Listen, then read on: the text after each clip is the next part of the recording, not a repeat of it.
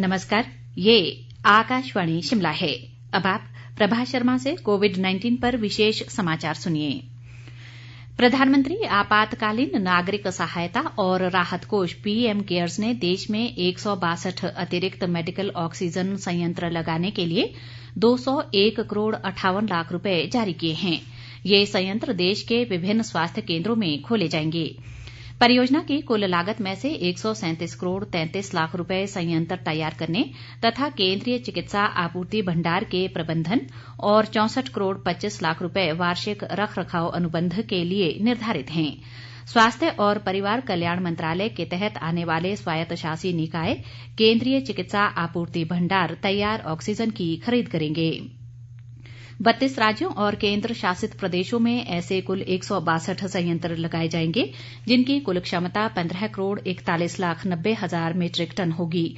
जिन अस्पतालों में ये संयंत्र लगाए जाने हैं, उनका चयन संबंधित राज्यों और केंद्र शासित प्रदेशों की सलाह से किया गया है। प्रदेश सरकार ने कोविड-19 महामारी से बचाव के चलते शिमला, कांगड़ा, मंडी और कुल्लू जिलों में लगाए गए रात्रि कर्फ्यू को हटाने का निर्णय लिया है। मुख्यमंत्री जयराम ठाकुर की अध्यक्षता में कल शिमला में हुई मंत्रिमंडल की बैठक में ये फैसला लिया गया। मंत्रिमंडल ने प्रदेश के सभी सरकारी कार्यालयों में पहले की तरह 6 दिन के कार्य दिवस को बहाल करने का निर्णय भी लिया। बैठक में प्रशिक्षण कक्षाओं को 50% क्षमता के साथ अनुमति प्रदान करने को भी स्वीकृति दी गई। इसके लिए राज्य शिक्षा विभाग द्वारा मानक संचालन प्रक्रिया जारी की जाएगी। राज्य निर्वाचन आयोग के आग्रह पर मंत्रिमंडल ने आंतरिक बैठकों में 50 से अधिक लोगों को अनुमति नहीं देने की शर्त में छूट देने का निर्णय लिया है। इससे आयोग को चुनाव से संबंधित प्रशिक्षण कार्यक्रम प्रभावी तरीके से चलाने में मदद मिलेगी। देश में कोविड-19 से स्वस्थ होने की दर 96.36% हो गई है। कोरोना संक्रमण से देश में अब तक 99,97,272 लोग स्वस्थ हो चुके हैं। मौजूदा समय में देश में 2,27,546 कोरोना मरीज उपचाराधीन हैं। संक्रमण से अब तक देश भर में 1,50,114 लोगों की मौत हो चुकी है। बीते 24 घंटों के दौरान देश में 18,088 नए मामलों की पुष्टि हुई है। इसी के साथ देश में कोरोना संक्रमण की कुल संख्या 1,03,74,932 तक पहुंच गई है।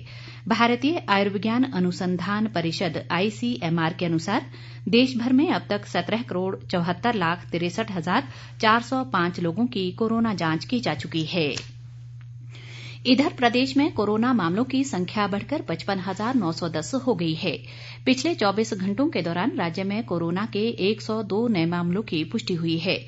इनमें कांगड़ा जिला से सर्वाधिक 29 मामले सामने आए हैं, जबकि शिमला से 17, चंबा व सोलन से 14, मंडी से 12 और ऊना व सिरमौर से 4 कोरोना पॉजिटिव शामिल हैं।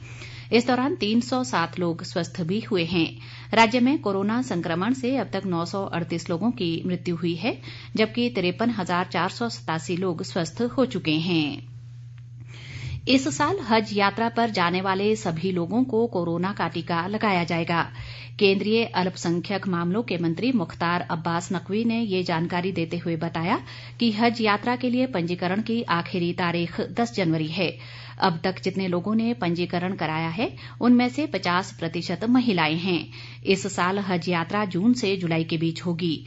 नकवी ने कोरोना के टीके को लेकर लोगों में भ्रम पैदा करने वाले राजनीतिक नेताओं की आलोचना करते हुए कहा कि ये वही लोग हैं जिन्होंने शुरू में कोविड महामारी से निपटने के लिए केंद्र के प्रयासों पर सवाल उठाए थे।